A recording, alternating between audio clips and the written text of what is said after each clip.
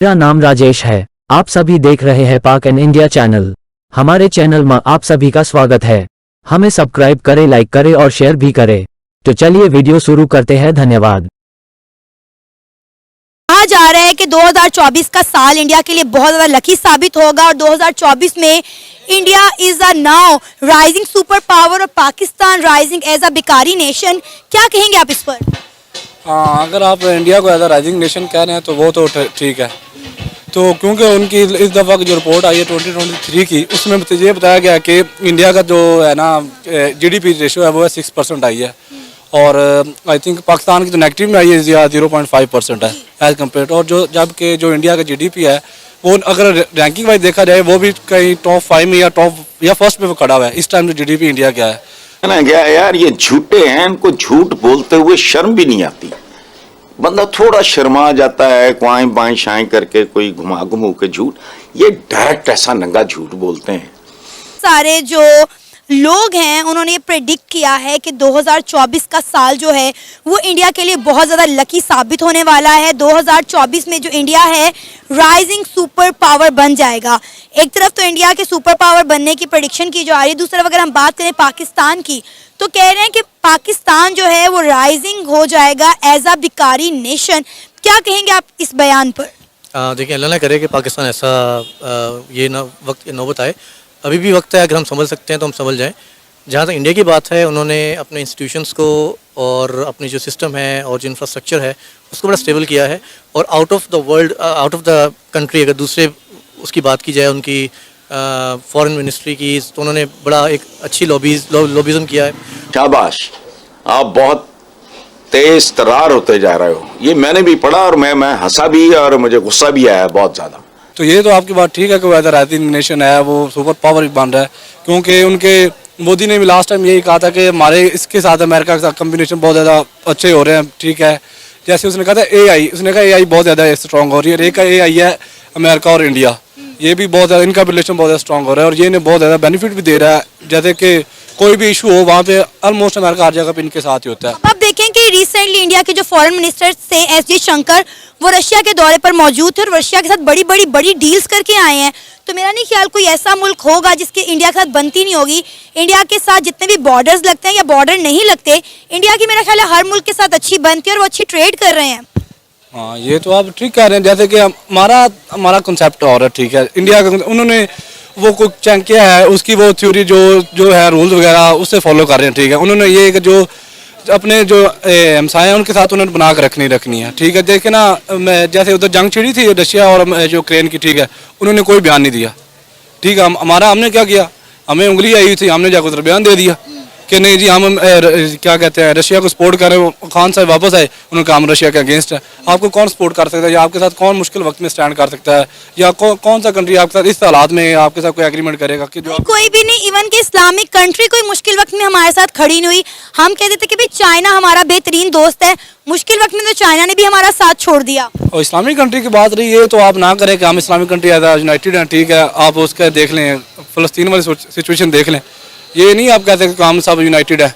जिसका जहाँ पे है इंटरेस्ट वो वहाँ पे लगा हुआ है। ठीक है, देखे जो तुर्की है, कहते थे अर्दोगान बहुत बड़ा इस्लामिक लीडर है, ये वो सब की ट्रेड उसकी किसके साथ है? इसराइल के साथ है। उसने अपनी ट्रेड तो नहीं बंद की। ये ना कहें कि इस्लामिक कंट्री, अब वो साफ नहीं है कि इस्लामिक कंट्री तुर्की है तो मस्ट है कि हम ज़्यादा इस्लामिक वो मुसलमान भाइयों के लिए अपना जज्बा लेकर वो अपनी ट्रेड वगैरह बंद कर देगा। अब वो बस सिचुएशन नहीं है। और पाकिस्तान के तो अब चाइना को उसके मफाद है। कोई कंट्री बगैर किसी इंटरेस्ट के किसी मुल्क में इन्वेस्ट नहीं करता। अब देखिए ना, उसने वो सी पैक कह रहा हूँ, सी पैक स्टार्ट किया था। ठीक है, तो उसमें उसने इन्वेस्ट किया, लेकिन बताया गया जो बाद में कि नून लीग के दौरे हुकूमत में उसमें बहुत ज़्यादा काम किया गया। ठीक है, लेकिन पीटीआई में उस पर इतना ज़्यादा वर्क नहीं हुआ। अब मुझे नहीं इस चीज़ का रियलिटी का, लेकिन जो ओपिनियन है यही है। अब एक कंट्री उसे अब जो अल्लाह होना तो इस तरह चाहिए कि अगर ये भाई मुल्क इन्वेस्ट कर रही से नहीं मैटर करना चाहिए कि मेरे मुल्क में कौन सी गवर्नमेंट आ रही है। इधर यह आता है कि किसी ने इन्वेस्ट करना है, गवर्नमेंट चेंज हुई तो आपके सारे प्लान वगैरह खत्म हो जाएंगे। तो ये किस तरह एक कंट्री इस तरह तरक्की कर सकते हैं? उसने भिखारी बनना जो आप कह रही हैं। अच्छा, मुझे ये बताएं, आप पाकिस्तान का फ्यूचर क्या देख रहे हैं? पाकिस्तान का मुस्तकबिल क्या देख रहे हैं? आप पाकिस्तान के फ्यूचर का रहे हैं, हमें तो अपना नजर नहीं आ रहा। हम बाहर जाने को सोच रहे हैं और ये भाई बाहर ही होते हैं ये जो मेरे साथ खड़े हुए हैं। तो अब देख लें, अब अगर मेरा फ्यूचर नहीं है तो पाकिस्तान का फ्यूचर कहाँ पे इधर होगा?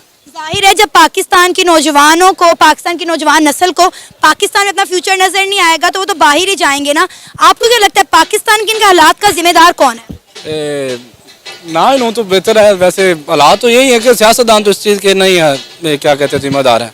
जो इस्टेब्लिशमेंट है जो कंट्रोल कर रही है वो ही है, क्योंकि उन्होंने कोई गवर्नमेंट टिकने नहीं दी, किसी ने अपनी ड्यूरेशन पूरी नहीं की। तो आप किस तरह किसी सियासतदान को किस तरह कह सकते हैं कि ये बंदा जिम्मेदार है? एक बंदा अपना टेन्योर ही नहीं पूरा कर रहा, 5 साल ही नहीं पूरे कर रहा, तो वो किस तरह जिम्मेदार करार सकते हैं किसी को? ना आप उसको करप्ट कह सकते हैं, क्योंकि एक बंदा अपनी ड्यूरेशन नहीं पूरा कर रहा है, उसे ये नहीं पता चल रहा कि मैंने अगर मैं प्रोजेक्ट लेकर आया मैं फुलफिल इसे कर सकूंगा या नहीं कर सकूंगा, तो वो किस तरह एक जिम्मेदार करा सकता है? कौन फिर होगा? जो 70 साल के जो चेंज नहीं हुए वही होंगे। वो कौन है? आप ही बता दें वो कौन है। और वहाँ पे जो है उनके, आप देखते हैं बड़ी बड़ी कंपनीज में इंडियन सीईओज और जो हैं वो काम कर रहे हैं और वो बिज़नेस लेकर आ रहे हैं। और इसके अलावा इंडिया की करेंसी जो है वो बड़ी इस वक्त स्टेबल पोजीशन पे है। पाकिस्तान में देखा जाए तो पिछले 2022 से जब से वो पीडीएम की गवर्नमेंट आई थी तो उसके बाद से हमने देखा है कि बहुत नीचे से हम नीचे आए हैं। और उसकी वजह कुछ ये थी, कुछ ऐसे अनासर मुल्क में सब मुसलत कर दिए गए जिन्होंने उसका नुकसान ही किया है। और इसके अलावा हमारे यहाँ दूसरा मसला ये है कि जो हमारे इदारे हैं, जो इंस्टीट्यूशंस हैं, वो काम नहीं करते जो उनको करना चाहिए, बल्कि उनको शायद डिक्टेट किया जाता है कहीं से और कहा जाता है कि ऐसे करें, इसको टारगेट करें, उसको देखें, उसको फेवर करें।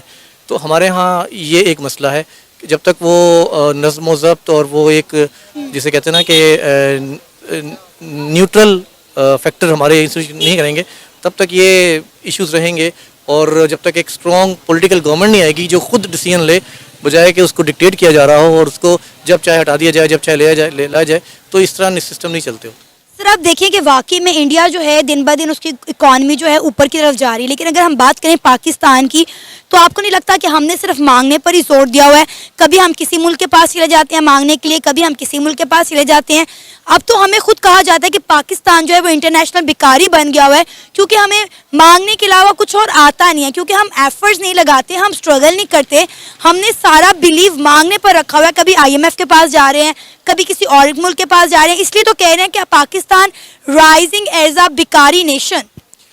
देखें, बात आपकी ठीक है, लेकिन बात यह है कि हमारे पास वो सारे रिसोर्सेज हैं जो किसी भी मुल्क में होने चाहिए। हम उन रिसोर्सेज का सही इस्तेमाल नहीं कर रहे। जो उन रिसोर्सेज के लोग बैठे हुए हैं वो उस तरीके से डिसीजन नहीं ले रहे या उस तरीके से उन रिसोर्स यूज़ नहीं कर पा रहे, चाहे वो ह्यूमन रिसोर्सेज हो, चाहे वो हमारे एग्रीकल्चर के रिसोर्सेज हों, चाहे वो हमारे बलूचिस्तान के एक्वाटिक रिसोर्सेज हों, तो वो उस तरीके से चीज़ें नहीं हो पा रही। इसके अलावा पाकिस्तान का इंपोर्ट और एक्सपोर्ट का जो बैलेंस है वो अभी तक नहीं हो सका। जो PTI गवर्नमेंट ने देखा था कि वो एक बेहतर पोजीशन पे आ रहा था, लेकिन अभी फिर वो दोबारा जो है ना, हम बहुत ज़्यादा फोकस हो रहे हैं अपनी इंपोर्ट पे, एक्सपोर्ट पे हमारा फोकस नहीं है। तो ये कुछ चीज़ें हैं जो कि करनी चाहिए। इसके साथ साथ हमारा जो पॉलिटिकल सिस्टम है जो वो अभी तक जो है स्टेबल नहीं हो सका। तो उसकी बड़ी वजह ये भी है कि हमने लास्ट 2-3 ईयर्स में बहुत डिप देखा है। लेकिन आई होप कि जो नियर इलेक्शंस आ रहे हैं, अगर ये साफ शफाफ होते हैं और एक अच्छी गवर्नमेंट आती है जो कि अच्छे डिसीजन लेती है, जो पाकिस्तान के मफाद में हो, ना कि अपने पर्सनल इंटरेस्ट में हो, तो हम दोबारा ऊपर की तरफ जा सकते हैं।